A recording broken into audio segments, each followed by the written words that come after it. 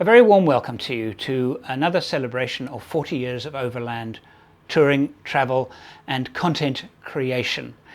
This one, shot in 2012, is a trip to Zimbabwe.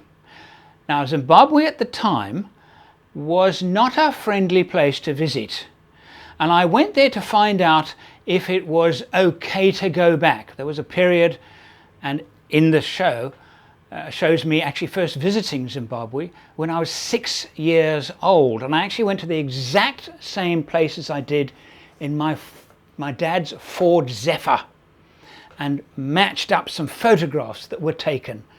That would have been in 1967. This trip, though, was to find out if it was safe to go back. I was driving one of my favorite SUVs, a Land Rover Discovery 4, and I think you'll find the trip not just entertaining but enlightening, because since I've been back to Zimbabwe twice, and I absolutely love Zimbabwe, one of my favorite countries in the subcontinent. Enjoy the show.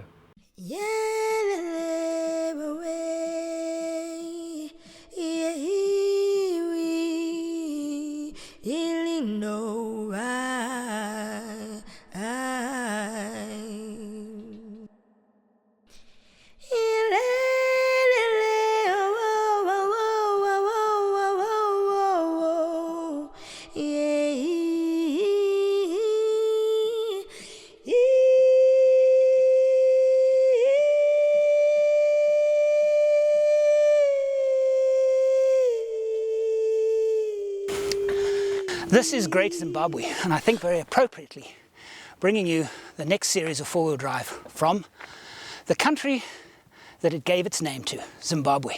This is the Great Zimbabwe Ruins. I'm sitting now on the precipice. I've been warned by a sign down there that says no visitors beyond this point, and for good reason. There's a 500-foot sheer drop behind me. And in fact, down there is the Queen's Palace. So the king spent his time up here with his wife or wives, and every now and again made merry down in the valley with his other wives or wife, and of course feasted up here and feasted down there. But now it's time for me to feast up here. This is a very beautiful place. It's 2024. That means 40 years that I've been exploring the world's most remote places in four-wheel drives, in association with the Overland workshop. I haven't brought my family here because I'm not sure if it's safe, but I really want to know. So this trip, multiple reasons, the main of which is Zimbabwe palatable. Not more than a year and a half ago, a Coke would cost me $1 million. I like a cold Coke, so the idea of paying $1 million for a Coke wasn't that appealing. Political upheaval. I mean, you couldn't get fuel, the shelves in the shops were empty. It wasn't a place to visit. But that's all changed now because the US dollars come in. And literally, the country now has a new currency, and you can get stuff in the shops. You can get fuel at the gas stations. I think it's fitting that I begin my trip here at Great Zimbabwe, the ancient monument that in 1980 gave its name to the country.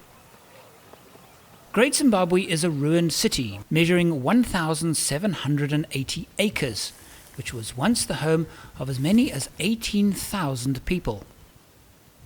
But who built it? Well, we do know that it was constructed and inhabited between 1100 and 1400 AD. The ruins have caused great controversy, not only in the archaeological world, but in the political arena too.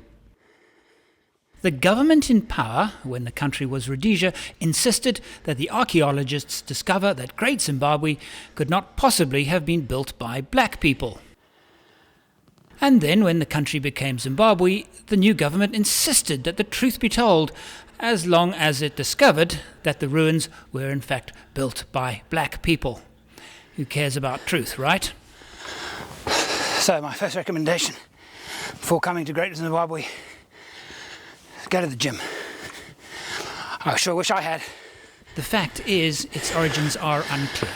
I think it's going to be worth it. Similar mortarless walls, of which Great Zimbabwe is the largest, are found scattered across Zimbabwe, Mozambique and Botswana. While there is even evidence that it was created by the Lemba, an ethnic group with Jewish or South Arabian descent, there is equally strong evidence that the Shona and Gokumeri people built it. I'm doing some photography. My own observation is that if sub-Saharan tribal people did build Great Zimbabwe, then why did they stop there? Why are there not examples all over the subcontinent? Very exciting for me. Having not been here before, read all about it, seen pictures. It's very exciting. I love coming to new places. Particularly one that's actually so close to home. But what does it really matter? The place has an incredible sense of history about it. I mean, personally, I'm sick of the arguments of who built who.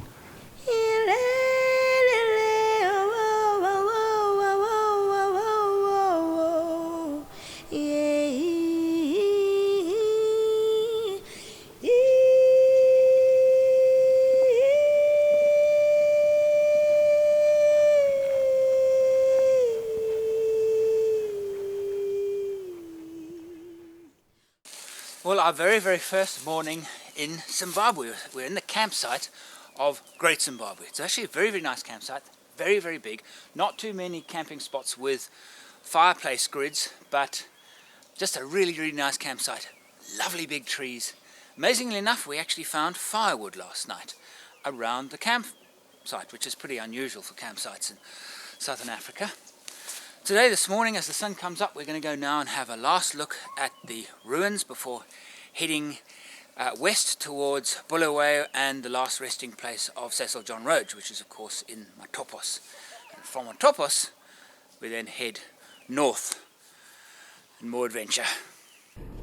I'm travelling through Zimbabwe with an old friend and overland tour guide, Dave van Graan.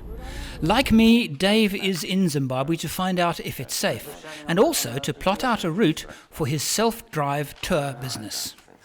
Okay, here's this, and it was $40 for the entrance and the camping. Okay. In the reception office, there's a map on the wall. Very convenient, because I can now show you where we're going. We're now at Masvingo and Great Zimbabwe. Tomorrow, we'll head northwest to Bulawayo and the Matopos, then northwards to Hwange, and on to Victoria Falls. From there, we'll head east, remaining south of the Great Zambezi River, close to Chisariro National Park, and on to Lake Kariba. From Kariba town, we'll end our journey on the banks of the Zambezi at Mana Pools. Mana Pools, not shown on the map, is just east of Kariba.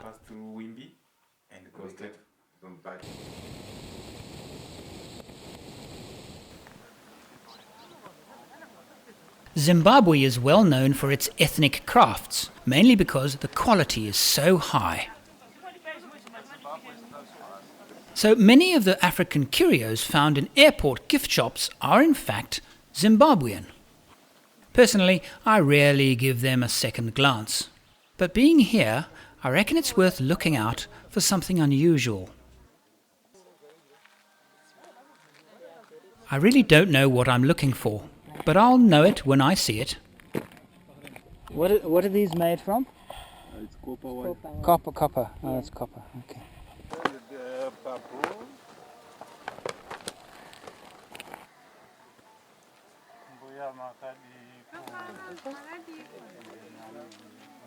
I like this one.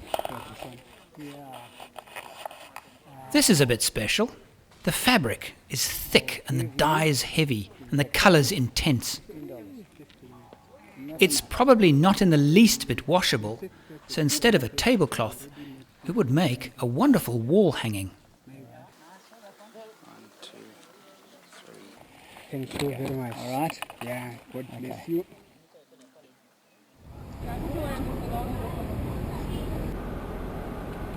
Okay, we're in Masvingo, filling up with fuel, and guess what? It looks like the fuel price is lower than it is in South Africa. What's $137 converted to rand? It's about 7.5. It's Thank you. So that is about 10 Rand 50 a litre. It just shows you how we're being ripped off. Moan, moan, bitch, moan, moan, moan, moan, moan, bitch, moan, moan. Hey! Yeah. Yeah, it was breathing. Was it breathing? Yeah. Big air bubble in tank. From Masvingo, we're heading west towards Zimbabwe's second biggest town, Bulawayo. Amazing thing has happened in Zimbabwe in that they have a new currency. Zimbabwean dollar is now worthless, so there are the regular currency that everybody now uses is US dollars. But as a result, after a while, the US dollar starts to look like this. Barely recognizable. Now I have to hand this over to this gentleman here. This is a toll road. $1. And this is where we get these things from. There are many such well-used banknotes, and they're all a bit sticky, a bit clammy, a bit sweaty. They're quite gross. Good morning. Morning, how are you? Good, thank you. Here you go. Thank you. Goodbye. Okay. Thank you. It's actually the first time ever that I've been pleased to see a toll gate. You see, that's the only way you can get rid of these $1 notes. Trouble is, if you don't have change, they give you a whole lot back. So this money is in circulation in this country, and the question is, well, the government doesn't print its own currency because it comes from the US, so these notes are just in circulation. And they are quite yuck. As we've been driving today, I've noticed sometimes on the left, sometimes on the right side of the road is this. This is a strip road. This road is probably, it's all broken up, 60, 70, 80 years old. And of course very different from the road we're driving on. Now driving on these, we might even come across some of these in our trip through Zimbabwe. I doubt it, but you never know. But the trick was that when you see a car coming the opposite direction, you put your right wheel on the left-hand track, and he does the same. The trouble is, big vehicles, the track doesn't get any wider. We'll see. This is the center of Bulawayo. I am exactly 1,150 miles from my hometown. My first impressions of Bulawayo is how clean it is. Another surprise, in addition to the lower petrol price. But now, it's time to find out if there is food in the shops and if it's expensive.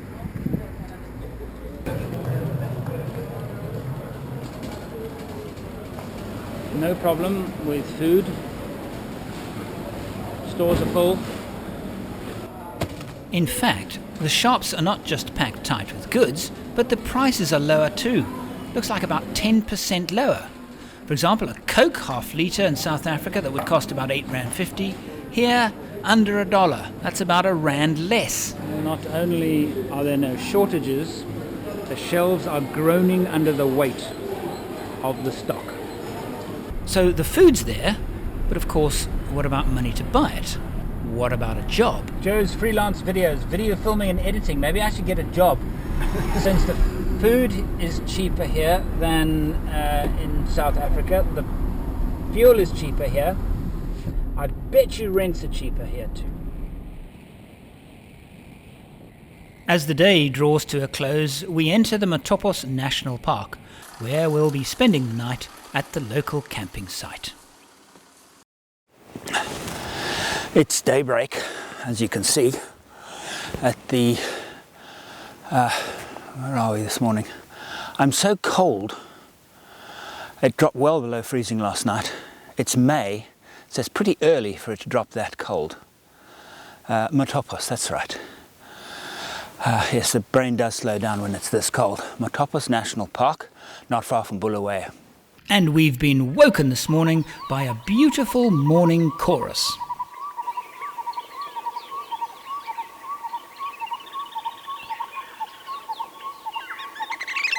This is quite a special day for me, really. This is Matopos, and Matopos National Park, and the burial place of Cecil John Rhodes.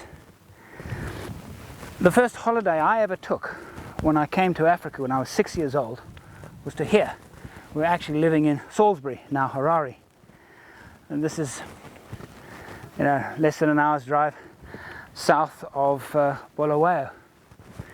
And knowing, even when I was a kid, I remember walking up here and thinking to myself, why on earth would a man who had a country named after him actually want to be buried up here? And then I remember climbing up here and thinking, gee, I wouldn't mind being buried up here. If you love Africa, I can't think of a better place.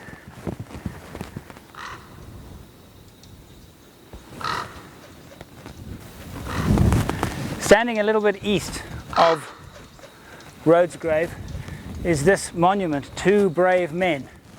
And I look at it and I have to conclude that these men depicted are white men, settlers, roughnecks, not soldiers. If they are soldiers, they're not necessarily in a...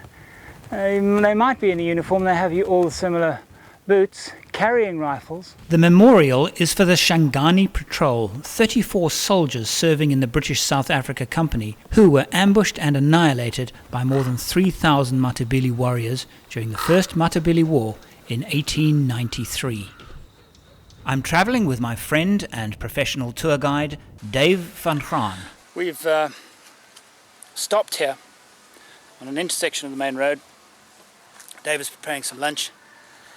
This is the main north-south road, and this turn-off here is the road that leads to main camp Hwange National Park. Hwange National Park, the big, it's the equivalent to the Kruger Park, big 5 country. But I don't want to take this road. When I first came to Africa, first came to live in Rhodesia, when I was 6 years old, I remember very clearly an African word that I had learnt. And I believe it was the first African word that I ever actually learnt to remember. The word was Cinematella. And it's the name of the camp that we stayed at when I first came to what was then called Hwange 47 years ago.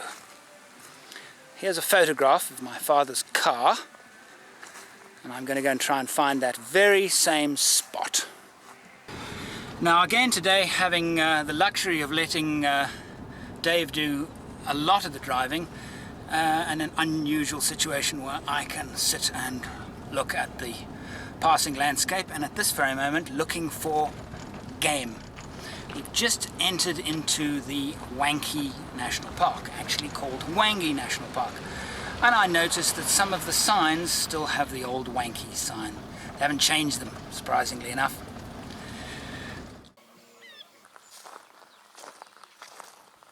Walking around here, a strange sense of familiarity about the place. Before I came on this trip, I went through a whole lot of old photographs to try and recognize and remember, so that when I arrived here I could recognize places. And I don't have specifics, but I have a strange sense of familiarity, and I'm sure that we stayed in one of these chalets because I remember this view. I remember this amazing view from the top at Cinematella. Look at this extraordinary thing. And I just have this 47 years and this little bit of data in my brain. It's coming back. Wow, it's beautiful.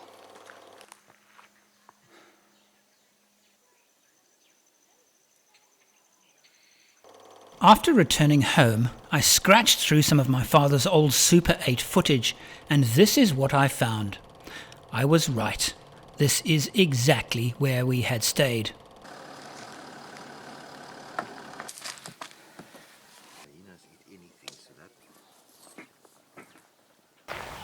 You know, if I think about it, of all the campsites I've ever stayed at, when I say campsite, I'm not talking about camping spots whereas you find an amazing place and you set up camp. I found many of those more spectacular than this, but very few, and I actually can't think of any right now where a camping site where you've got everything on tap. Yeah, you have to pay, but the convenience of a camping site with this.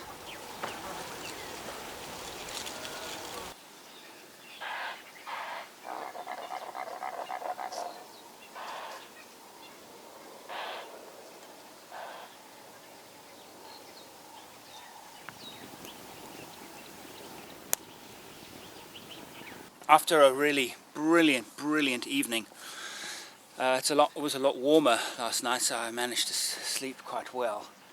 At Wanky, I keep calling it Wanky. It's not Wanky, it's Wangy. I really must get over this. Cinematella is a superb campsite.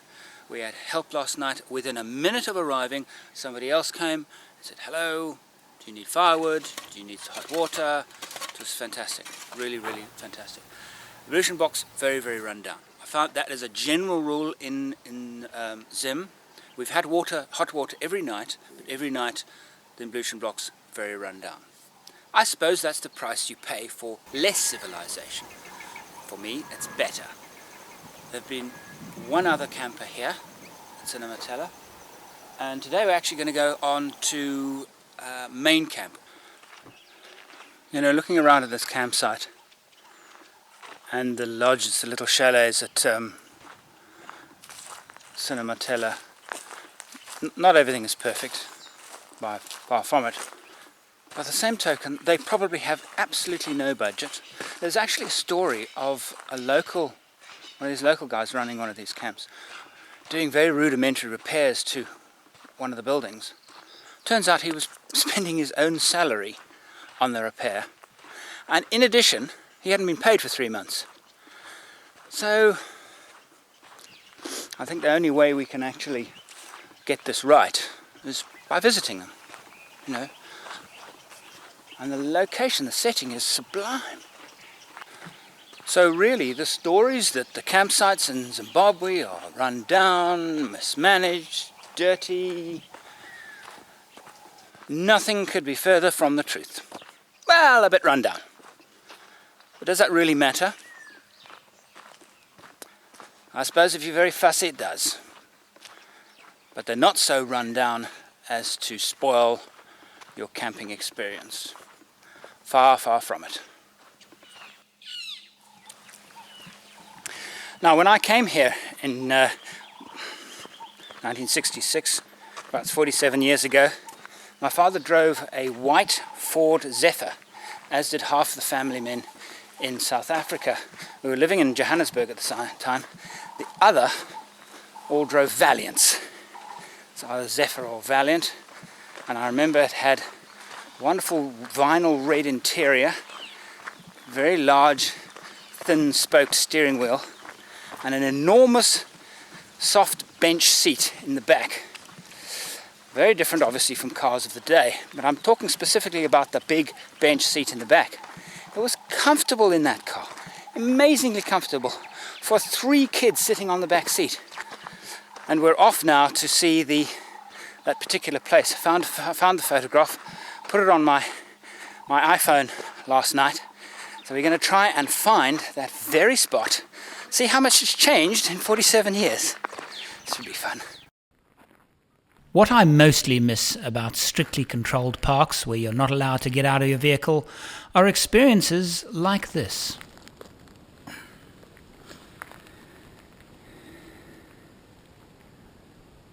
You beautiful creature, you. Aren't you beautiful? Eh? Aren't she beautiful? It's camera shy.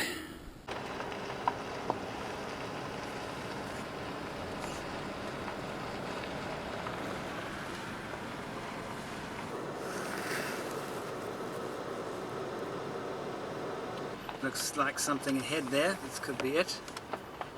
That's from a picnic site. Main camp 50 miles. Certainly nothing. It's a tar road. So now let's see if I can orientate this signboard here.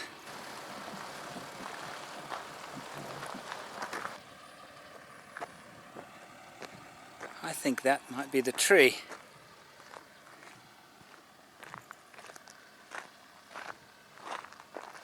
Here it is. So there it is. There it is. And I see the sign has changed in that they've taken off the original writing and they've replaced it with, of course, from miles to kilometers, which is understandable. And of course the road itself has deteriorated.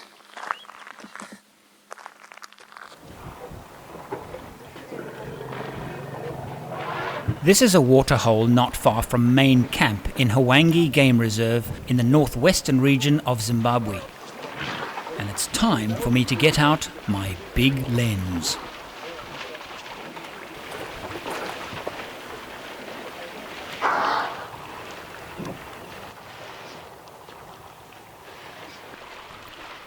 Hwange National Park is Zimbabwe's biggest and oldest game reserve, named after a local chief.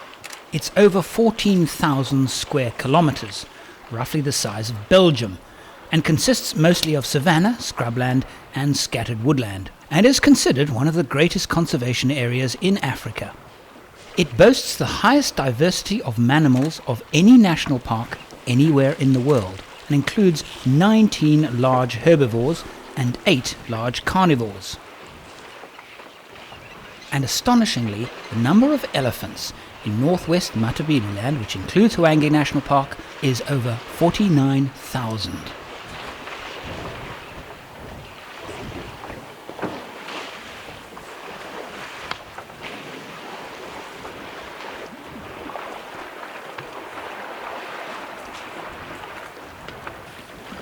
Something amazing's happening down there. See behind me there. There's a lot of American tourists talking about what they've seen in Zambia and things. And while they're talking about it, look what's happening down there.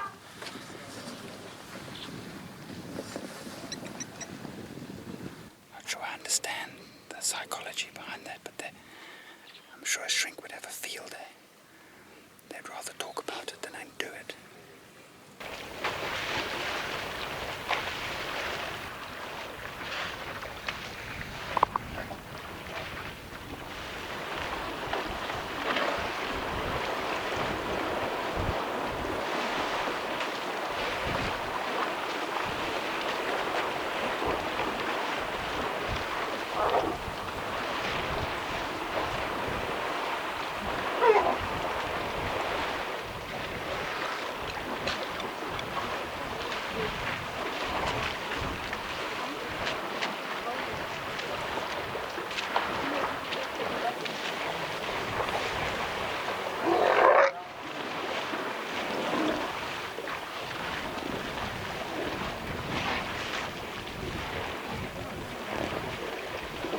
The camp gate closes at 6, so we had better get going before we are closed out for the night.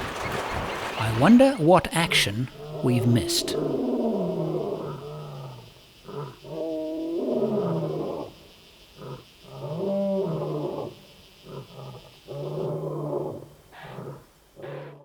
The morning, main camp, Hwange National Park.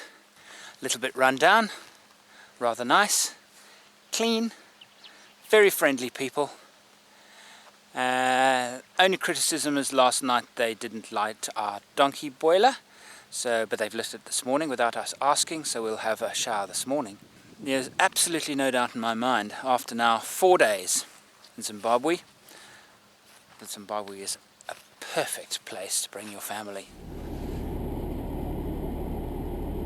This is typical of a roadblock often found approaching the towns. Do I have? Fire extinguishers. Yes, we do. I'm touring Zimbabwe with my good friend and registered tour guide Dave van Graan. Yes, triangles we have. We have triangles. And I'm here to see if this country is a safe bet for tourists. And I'm here as part of a long-term test of Land Rover's Discovery 4. Right, they checked for fire extinguisher, The silver strips you need silver strips, reflective tape on the front of the car on all four corners, silver on the front, red at the back. They checked that. They checked fire extinguisher, triangles, and high visibility jackets. That's what they checked for. It's the first roadblock we've had where they've actually asked for things like that. And we are about 50-60 kilometers south of Victoria Falls. Okay, now arrived at Victoria Falls, and we have distance to empty 30 kilometers because we could not find diesel at Wangi. So far, first garage, no diesel at Vic Falls.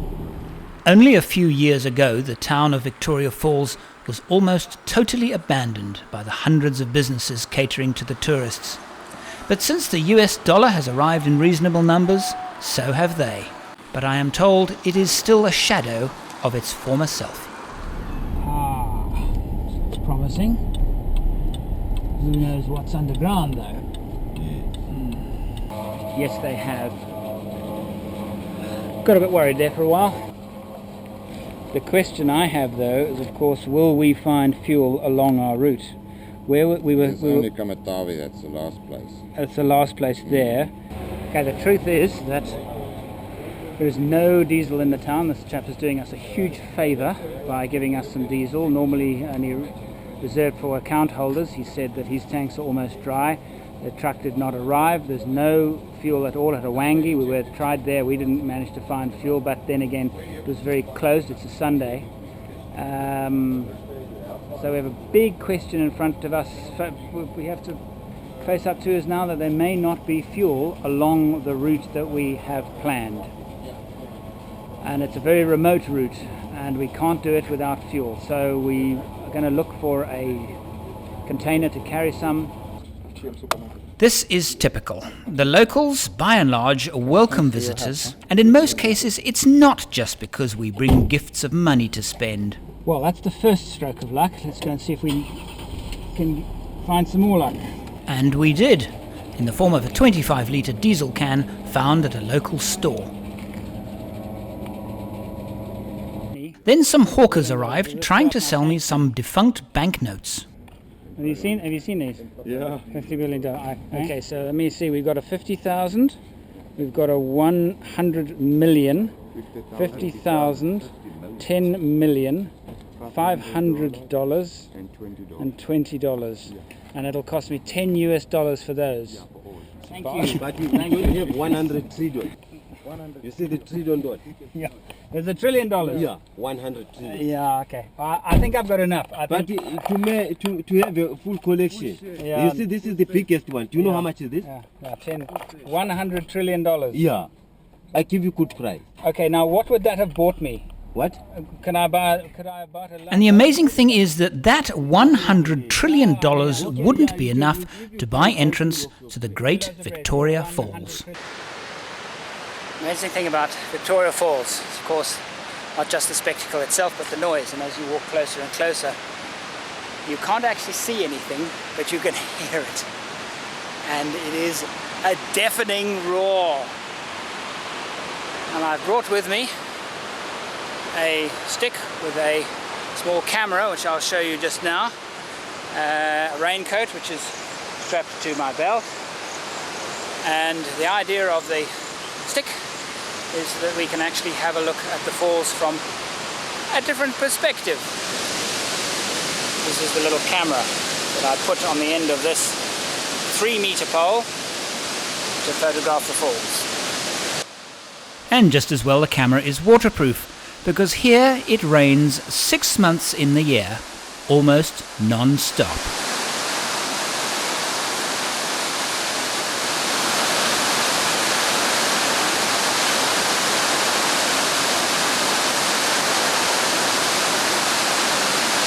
While Victoria is neither the widest or the highest falls in the world, it is claimed to be the biggest. It's 1,708 meters wide and 108 meters high, forming the largest sheet of falling water in the world. And its annual flow rate is comparable to the world's other great waterfalls, the Niagara between the US and Canada, and the Iguazu between Brazil and Argentina. The Devil's Cataract, followed by Main Falls. And, well, I've been here before, and to be honest with you, the rest of it is not actually as good as the Devil's Cataract and Main Falls. The truth is, Victoria Falls is actually better when the water level is low. I'll give you a demonstration of why that is so. The problem is, well, you can't see anything, and the price for not seeing anything is that you get extremely wet. I'm soaked. I'm soaked. I'm completely soaked. Much drier up in the helicopter.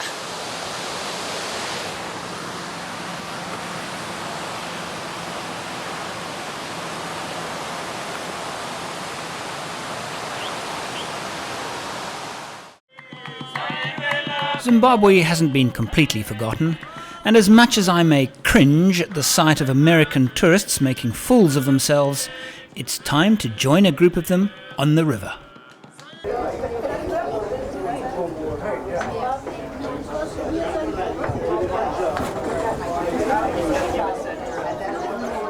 At the moment an animal is sighted, everyone rushes to that side of the boat. Not surprisingly, that every sunset cruise boat on the Zambezi is one of these ultra-stable catamarans, one of about 30 on the river at this very moment.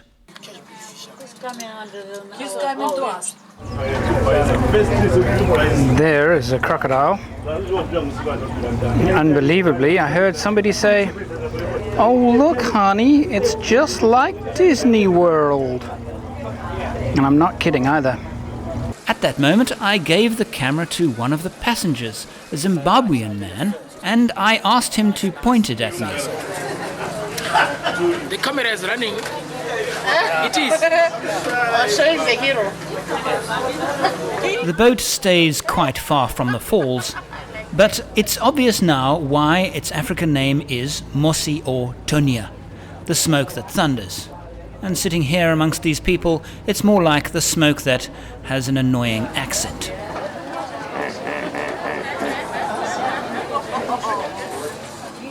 And to be honest, I'm grateful when the sun goes down and the boat heads back, and I can get back to normality.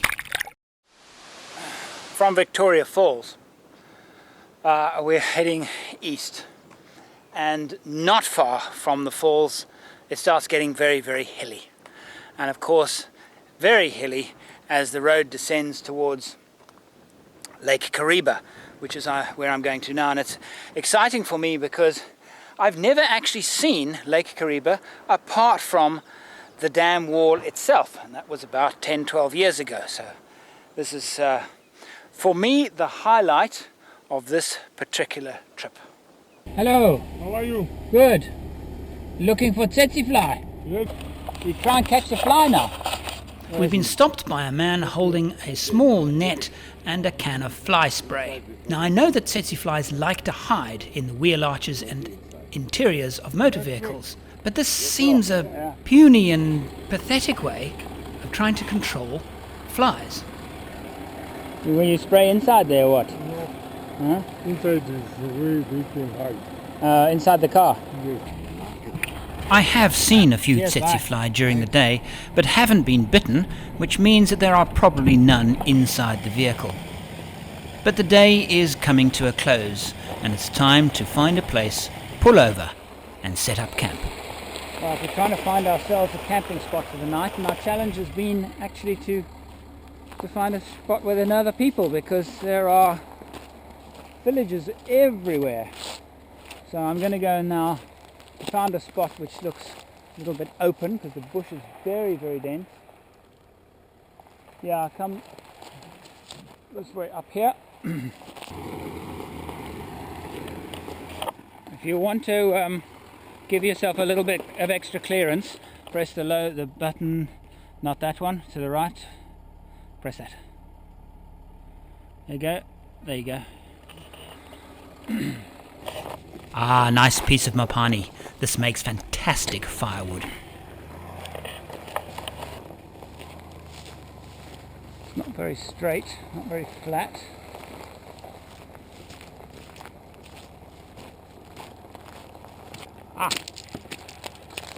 gonna work. I'm now looking for a flat bit. It's got quite a bit of a slope. In fact, that bit and around those trees there is actually flatter.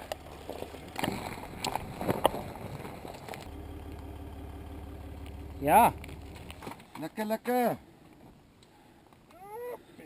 we did well. The road's quite good. You're lying, I'm not stretching because I'm tired. Right, after a quite an easy drive actually, about 100 kilometers from the main road, we're now halfway to Matusadona. We've had to drive off the road and we're enjoying a bush camp in the middle of nowhere tonight. The fire is going and there is steak promised. Right, it's early in the morning, sun has just come up. We picked a camp, we just pulled over the side of the road last night, still on our way east. We're now south of Lake Kariba, heading towards Matusadona and Kariba. Pulled over the side of the road. It's okay to do that certainly it is in Botswana, Zimbabwe, Namibia. I wouldn't do it in South Africa. I just don't think it's safe enough in South Africa to pull over the road, side of the road and camp. Some of the etiquette about bush camping. You are in effect camping in somebody's backyard.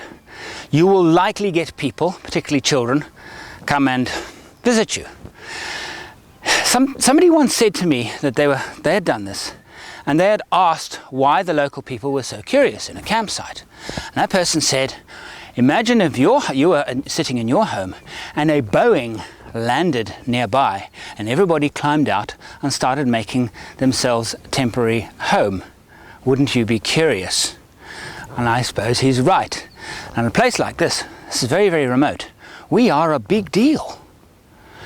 And there are just two of us. So imagine a big group, you're going to get curious onlookers. And generally speaking, it's not a problem. Generally speaking, security is not a problem. Just create yourself into a little laager, be a bit mindful of security, but don't be paranoid because generally it's not an issue. It's a good idea to go and ask permission, but it's sometimes just not possible. In Angola, it's essential. Botswana, it's a good idea. But if you do, the chances are they'll actually not only welcome you, probably bring you something like water, something like that, firewood, just their way of saying, welcome to our world. Personally, travelling in Africa is as much about these small animal encounters as anything else. This is a puff adder, unfortunately badly injured by the locals. And this is a common chameleon, probably my favourite animal in the whole world.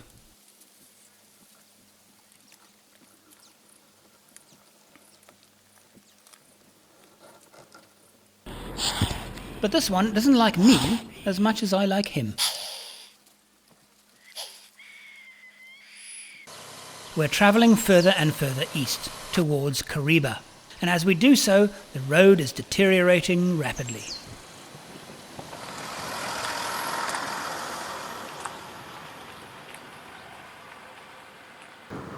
So the absolute magic part about travelling, this kind of vehicular travelling, just driving in a road you've never been on before. Suddenly you come across this fantastic sight, this fantastic valley. Best thing in the world doing this. It's taken, what time did we leave? 10 past 8 this morning, 9, 10, 11. So far 3 hours it'll be with 10 kilometers to go. 3.5 hours to do. How many kilometers was that?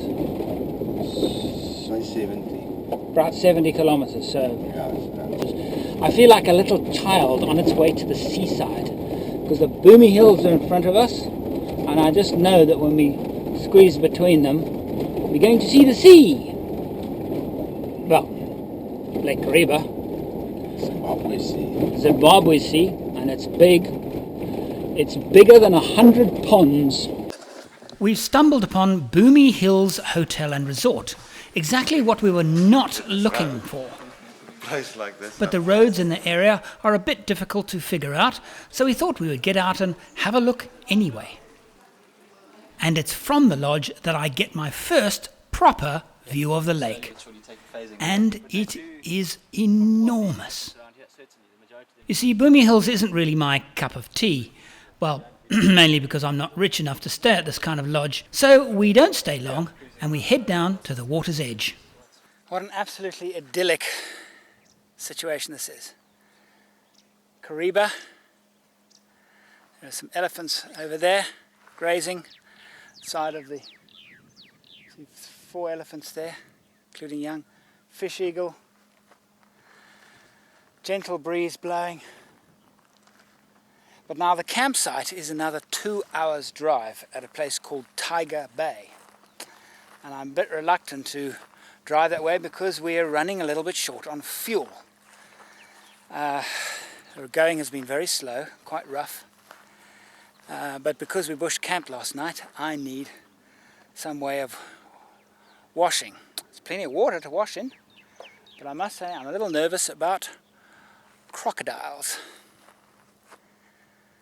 So we've got to make up our mind, decide what to do. Well, Dave and I have struck it lucky. From driving around Boomer Hills and finding that very beautiful and extremely expensive luxury lodge, we decided to come here. This is Tiger Bay. And we walked in and a gentleman greeted us and said, "Welcome to Tiger Bay." And we discovered his lodge. Instead of $400 a night, $85 a night. And what do you get for that? 3 meals a day and this.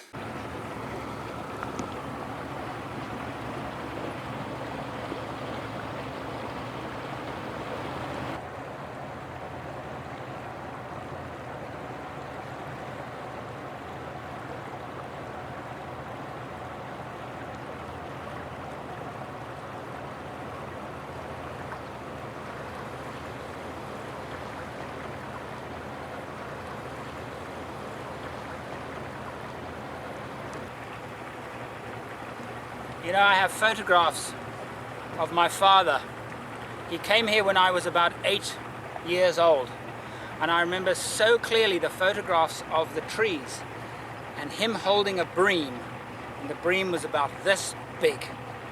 And that I have this ingrained image in my head. And since the day I saw that, I thought to myself, I have to go one day to Kariba. I just don't know why it's taken me 40 plus years to come here.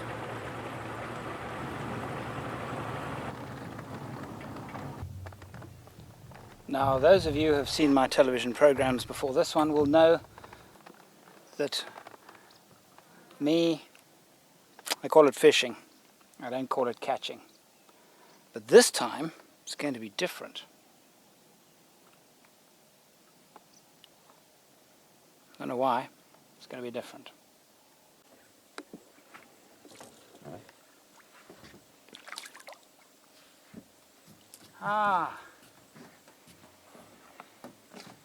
A small bream. There you go. Got another one. Yeah. Quite.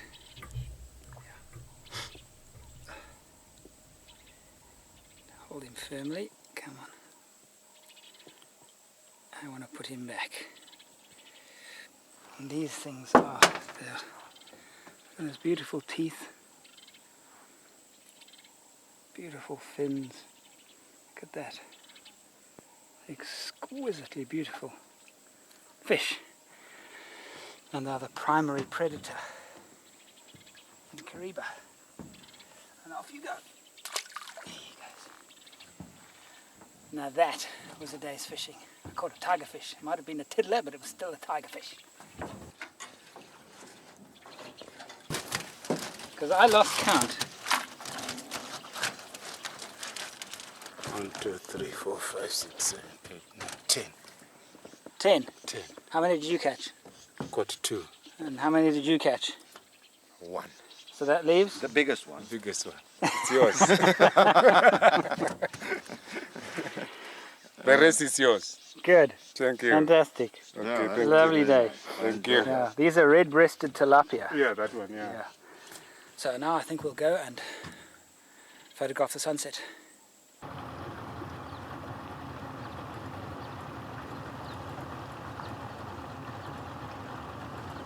Exquisite shapes, tones, colors. And these are almost all mapani. Mapani is a very, very heavy wood, makes beautiful firewood. And these have been here since the dam was filled in the mid-1950s. And they're still here, which just goes to show you how tough that wood is.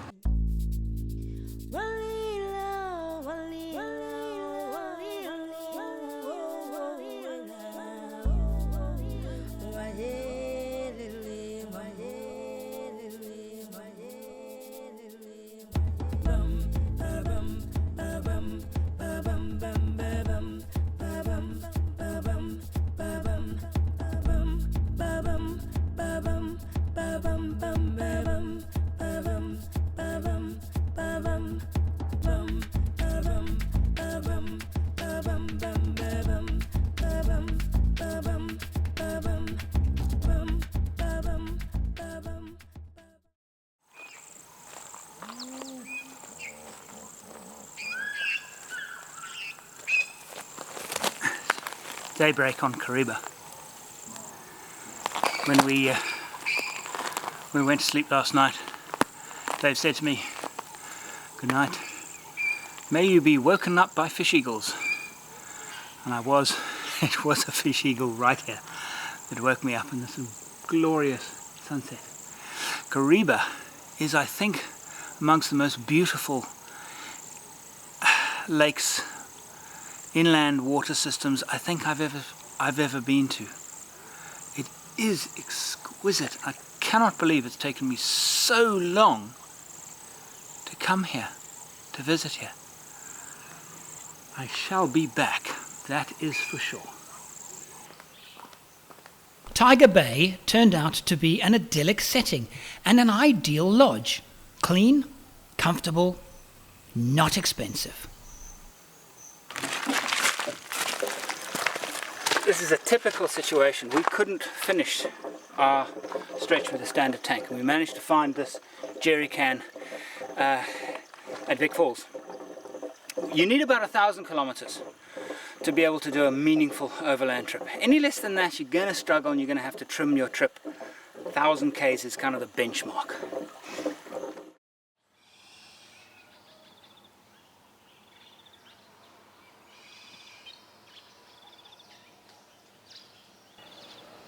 Well, don't let appearances fool you. This is Lomagandi Lakeside Association. The noise, I think, seriously, they're building a second dam wall just over there. The noise went on until well after midnight. And even now, at daybreak at Kariba, all I hear is the rumble of machinery. So time to leave. We're going up the Zambezi to a place called Mana Pools. One consolation is we did have hippos in the campsite last night. I'm expecting a lot of hippos in the campsite tonight. Actually, truth be told, Kariba town is a bit of a dump. The water's edge littered with unused houseboats.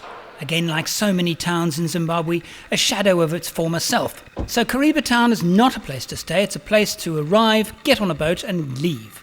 But of course I can't possibly leave until I've had a look at the dam wall, which, like the town, turns out to be a bit of a disappointment. So I'm going to have to rely on my father's 1970s silent movies.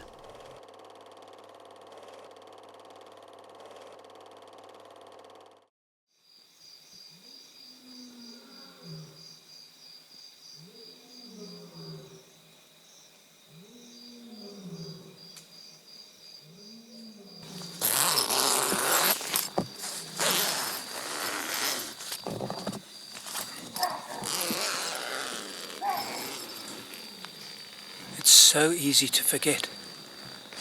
The lions are calling. They called all night. They came into the camp. I heard them rummaging around the tent. I actually heard what I thought was a breath out. They were that close. And it's easy to forget that it might be a campsite, but being an unfenced campsite, all it really is a place that where you're allowed to make a fire. It was a very eventful night, which didn't include much sleep.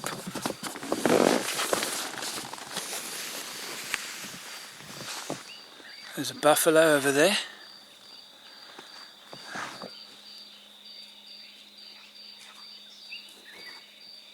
So it's a pretty wild place, this. It really is. Go for a stroll to the river.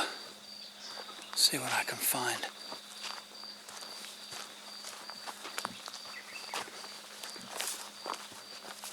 I love this early morning light on the river, pre-sunup.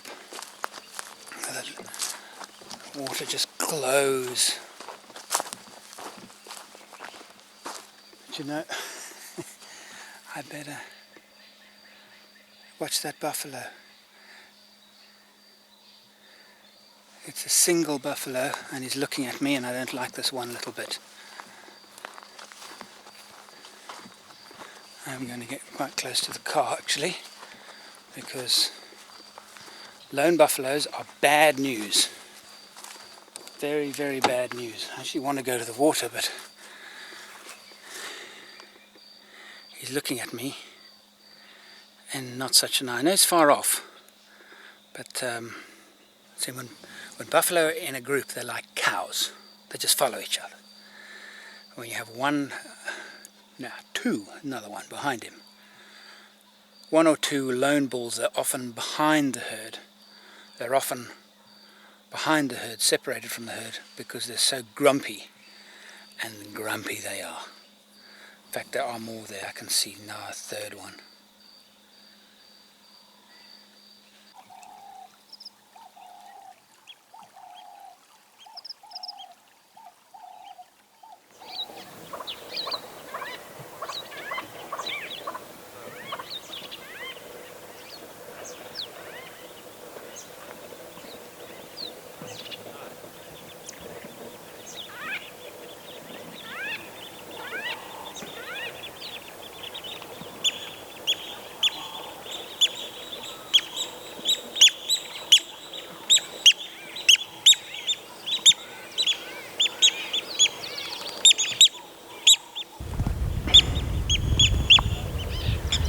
This is my final stop in Zimbabwe. I'm right up north, the Yamana Pools.